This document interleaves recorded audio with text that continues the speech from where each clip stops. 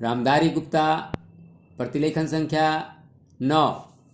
सभापति महोदय, ये शब्द मेरे नहीं हैं बल्कि राष्ट्रपिता के हैं।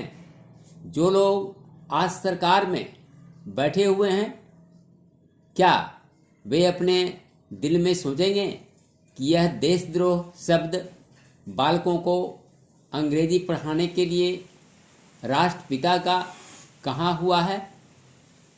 आज 54 वर्ष देश को स्वतंत्र हुए हो गए हैं, लेकिन राष्ट्रपिता की इस बात पर आज तक ध्यान नहीं दिया गया है। अंग्रेजी भाषा को पढ़ाना क्यों बंद नहीं किया गया और उसको दैनिक कार्यों में क्यों प्रयोग में लाया जाता है?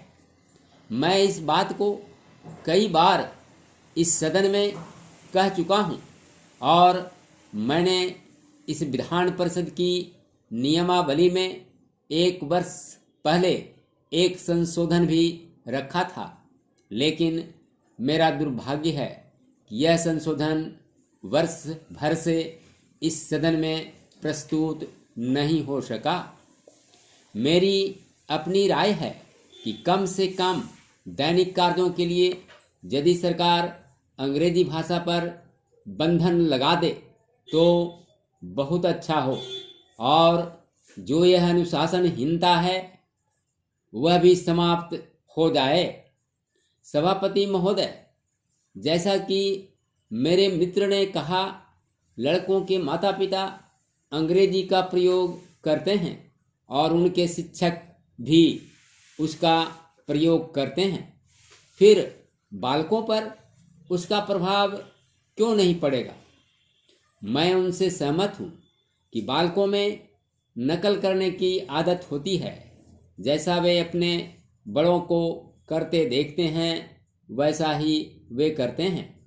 अगर हम कोई बुरा काम करेंगे तो उसका प्रभाव बालकों पर अवश्य पड़ेगा। आप देखेंगे कि जिस मनोवृत्ति के माता पिता और शिक्षक होते हैं उसी प्रकार के बालक भी होते हैं। हम दूसरों को तो परामर्श दे देते हैं लेकिन स्वयं उस पर अनुपालन नहीं करते। इसके साथ ही साथ हमको शिक्षा प्रणाली की ओर भी ध्यान देना है। शिक्षा के जिन तरीकों को आजकल अपनाया जा रहा है वे वास्तव में लाभकारी ही नहीं हैं। सरकार की ओर से इस प्रकार का आदेश होना चाहिए कि 14 वर्ष तक बालकों को अपनी मातृभाषा में ही शिक्षा दी जाएगी और दैनिक कार्यों में भी अंग्रेजी का प्रयोग नहीं होगा। इस प्रस्ताव में अनेक महत्वपूर्ण बातों की ओर ध्यान दिलाया गया है। मैं समझता हूँ कि जब माननीय मंत्री जी इसका उत्तर देंगे तो कह देंगे कि हम बहुत सी बातों पर कार्यान्वयन कर रहे हैं, लेकिन मैं समझता हूँ कि उन पर कोई कार्यान्वयन नहीं हो रहा है। सभापति महोदय, आज हमारे देश में जो ऊपर से लेकर नीचे तक शिक्षा दी जा रही है उसमें व्यवस्था ही एक कारण है जिसकी वजह से शिक्षा का स्तर गिरता जा रहा है। मेरा अपना विचार है कि जो शिक्षा प्रणाली है और जिस रूप में शिक्षा दी जा रही है वही अनुशासनहीनता का भी कारण है। अपने देश और प्रदेश में हर एक को अपनी अपनी भाषा है और वह बालक जो इस देश में पैदा हुआ है, जो अपनी मातृभाषा की गोद में पला है, उसको यदि अपनी मातृभाषा में ही शिक्षा दी जाए तो मेरा विचार है कि शिक्षा का स्तर ठीक हो सकता है।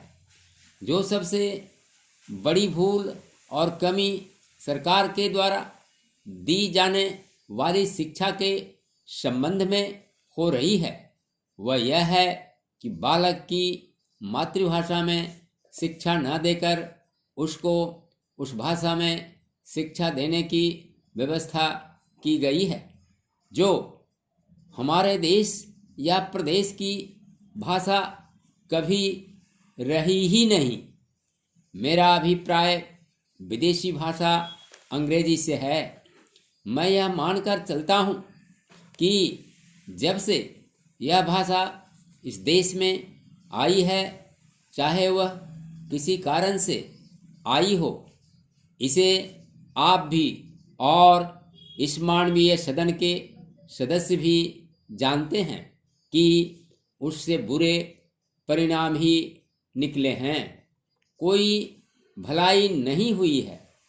इस देश को जो हानि हुई है वह किसी से छिपी नहीं है। हम देख रहे हैं कि हमारे यहाँ जितना फैशन बढ़ रहा है और जितनी वेशभूषा बिगड़ रही है, वह सब अंग्रेजी भाषा के ही कारण हैं। जिस समय यहाँ पर अंग्रेज़ों का राज्य था, प्रायः यह देखने को मिलता था कि वे लोग जो विशेष करके किसी न किसी तरह से सरकारी पक्ष के ही होते थे, अंग्रेज़ों से मिलने के लिए जाते समय अंग्रेजी वेशभूषा का ही प्रयोग करते थे। परंतु यह इस प्रदेश और इस देश का दुर्भाग्य है कि अंग्रेज़ों का राज्य समाप्त हो जाने के बाद भी लोग उनकी वेशभूषा को पहनते चले जा रहे हैं। इससे जो प्रभाव हमारे देश के फैशन पर पड़ा, उससे लाभ के बजाय हानि ही हुई है और हो भी रही है। मेरा ऐसा विचार है कि अंग्रेजी वेशभूषा से इस देश को बहुत हानि हुई है। भारत की गौरवपूर्ण सभ्यता और संस्कृति के संरक्षण पर पर्याप्त ध्यान देने की आवश्यकता है।